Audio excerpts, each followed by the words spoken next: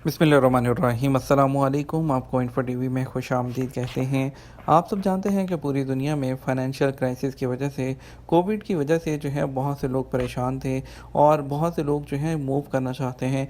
और इंडिया, पाकिस्तान, बांग्लादेश में बहुत से लोगों की एक बड़ी तादाद है जो कि गल्फ़ कंट्रीज़ में जॉब करती हैं और वो लोग यहाँ से मूव करना चाहते हैं। और बहुत से लोगों की सबसे बड़ी ख्वाहिश होती है कि वो कनाडा चले जाएँ और यहाँ से कनाडा चले जाएँ। और कुछ लोग तो सऊदी अरब और यूएई इसीलिए जाते हैं कि वहाँ से वो इजीली मूव कर जाएंगे कनाडा के लिए। वो कौन-कौन सी ऑप्शंस हो सकती हैं आपके लिए डेफ़िनेटली 2 ही ऑप्शंस हो सकती हैं कि आप यहाँ से जो है विज़िट वीज़ा पर जाएँ और या जो है आप वर्क वीज़ा पर जाएँ डायरेक्ट इमिग्रेशन करके। और आप कौन-सी ऑप्शन आपके लिए बेटर हो सकती है और आपको बताएँगे आज की वीडियो में इसकी मुकम्मल तफ़सील। मैं आपको आज की वीडियो में तफ़सील बताऊंगा, लेकिन मैं वीडियो को ज़्यादा लंबा नहीं खींचूंगा। मैं आपको मुख्तसर बताऊंगा।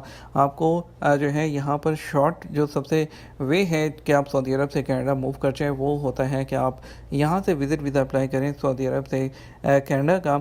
और वहाँ पर जाकर LMIA की कुछ जो है वो जॉब्स होती हैं, उस पर जॉब अप्लाई करें। वो जॉब हो जाती है तो आपका केस फाइल हो जाए। जब तक आपके केस का डिसीजन नहीं आता तब तक आप वहाँ रह सकते हैं, काम कर सकते हैं। मोस्टली केसेस में वहाँ पे आपको वर्क परमिट उस पर इशू हो जाता है।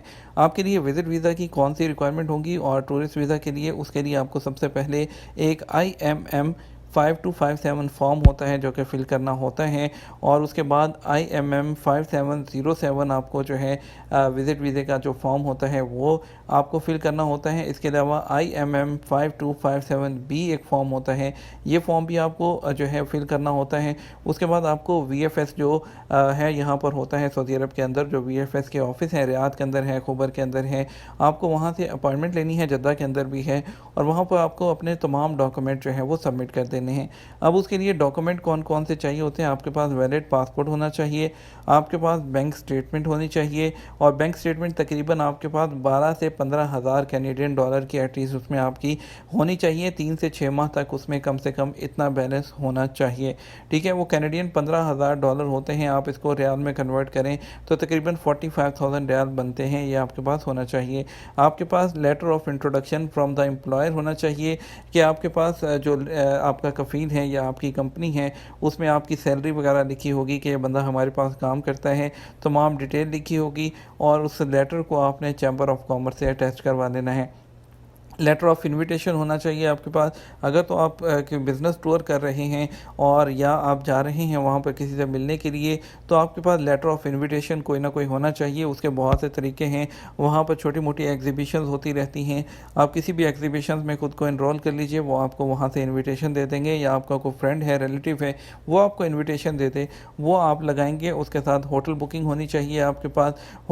जो बुकिंग है वो आप agoda.com इस तरह की जो है वहाँ से भी कर सकते हैं, टेम्प्रेरी वो कर सकते हैं। और जो कैनेडियन टूरिस्ट वीज़ा या विज़िट वीज़ा की जो फ़ीस होती है वो आपको पे करना होगी, जो कि 100 कैनेडियन डॉलर होती है या तकरीबन 300 रियाल बनती हैं। उसके अलावा बायोमेट्रिक की फ़ीस होती है जो कि 85 कैनेडियन डॉलर होती है, यानी कि 255 रियाल वो होंगे।